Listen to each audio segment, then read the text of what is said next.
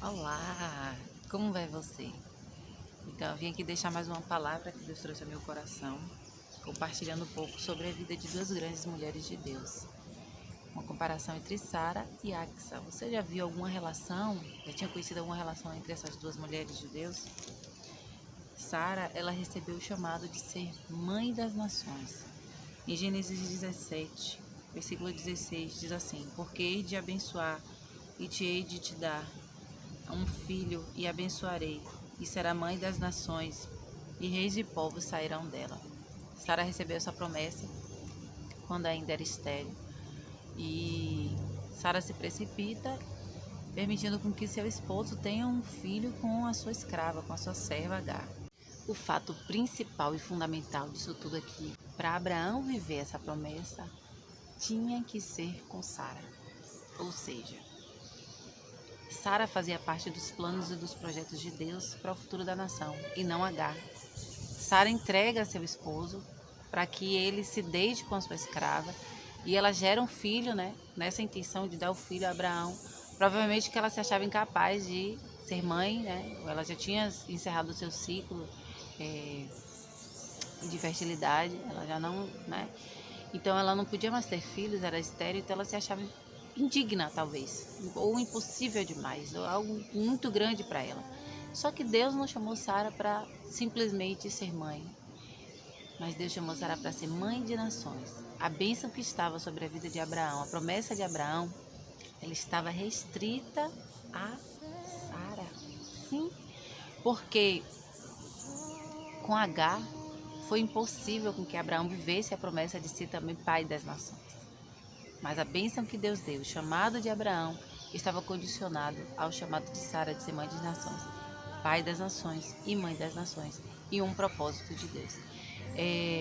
Com isso eu entendo o seguinte: a bênção que Deus te deu, tem alguém especial que vai viver junto com você. Não adianta forçar a barra e dizer assim: Deus me fez uma promessa e essa promessa eu posso viver com qualquer pessoa e de qualquer forma. Não, Deus vai preparar pessoas específicas para que você viva essa promessa que Ele te fez. Não vai ser com qualquer pessoa, não é tentando se encaixar em qualquer mundo, em qualquer planeta, em qualquer cabeça, em qualquer forma de pensar. Mas existem pessoas específicas que vão fazer parte desse projeto de Deus na sua vida. Tinha que ser Sara, tinha que ser Sara. E Sara não tinha entendido isso, ela estava se auto-menosprezando ao ponto de entregar seu esposo para sua serva, para sua escrava, e dizer assim: tanto faz ou tanto fez eu nesse processo aí. Abraão recebeu essa promessa, o que importa é Abraão, é a parte importante da situação. Então, tanto faz ele viver comigo ou com uma escrava. E Deus disse: não, Sara, não. Essa promessa tem que ser vivida com você, porque foi com você que eu sonhei que Abraão vivesse esse sonho. Foi com Sara, tinha que ser Sara. E aí a gente vai lá para a vida de Axa agora, né? Axa teve uma postura incrível comparada à postura inicial de Sara. Porque Axa, ela recebeu uma promessa, né? Seu pai lhe prometeu uma terra, digamos como forma de um dote ou um pagamento para ela e seu esposo, por conta dele ter conquistado a terra, né? E vamos lá, a referência está em Josué 15. Josué 15, versículo 18, que diz assim: Sucedeu que, vindo ela a ele, o persuadiu que pedisse um campo a seu pai. E ela se apeou do jumento. Então Caleb lhe disse: O que tens? Que é o que tens? E ela disse: Dá-me uma bênção, pois me deste a terra seca. Dá-me também fontes de águas. Então lhe deu as fontes superiores e as fontes inferiores. Bom, a promessa está aqui sobre a vida de Axa, foi de uma terra. E essa terra que seu esposo conquista e recebe do seu sogro, era uma terra que não possuía fontes, não possuía águas, era uma terra seca. Mas como que a gente vai pastorear num campo? Como que vai criar ovelhas e gados se a terra é seca, se não brota águas dessa terra? É possível Deus nos presentear com uma promessa de uma terra seca? Nossa, eu fiquei de cara com isso, mas o que eu fiquei mais impressionada foi com a postura de Axa. A postura de Axa foi uma postura de uma mulher convicta daquilo que o seu pai tem poder para lhe dar. Ela tem uma postura diferenciada, né? Ela recebe essa herança e ela tenta convencer seu esposo de que converse com seu pai para que ele lhe dê água, fontes para aquela terra, porque assim, naquela época, né, as pessoas trabalhavam na terra, então para que houvesse, para cuidar do gado, das ovelhas, era necessário que houvesse água, não existe vida sem água, né? Então assim, mas quando ela recebe essa promessa, ela não esmurece, ela não se abate, ela não murmura, ela não rejeita, ela recebe e procura a solução. Ela diz: se o meu pai, que é bom, me fez uma promessa e cumpriu, ainda que essa promessa que chegou até mim não esteja pronta ainda, não esteja aparentemente boa aos meus olhos, eu não vou duvidar, porque o meu pai falou e ele cumpriu.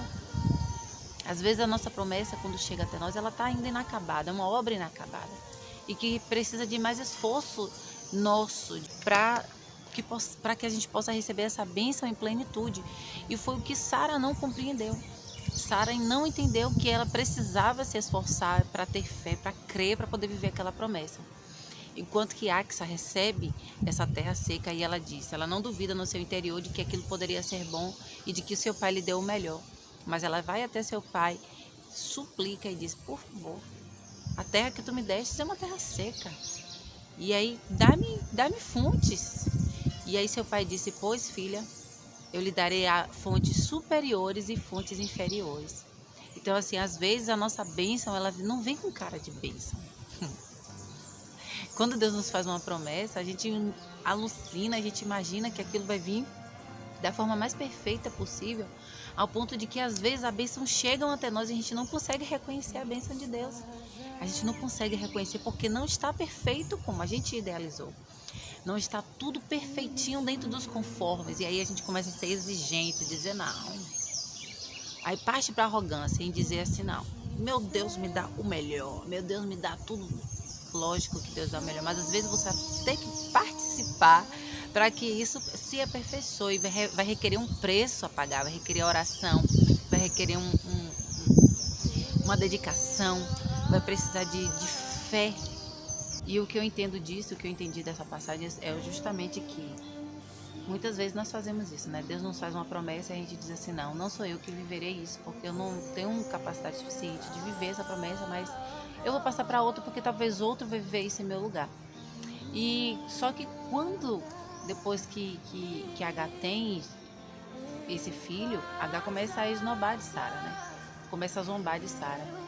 E Sara entende que se a promessa tivesse que ser feita para H teria que viver essa promessa, mas a promessa foi feita para Sara. E uma promessa que Deus fez para nós, ninguém mais tem poder de viver, somente nós.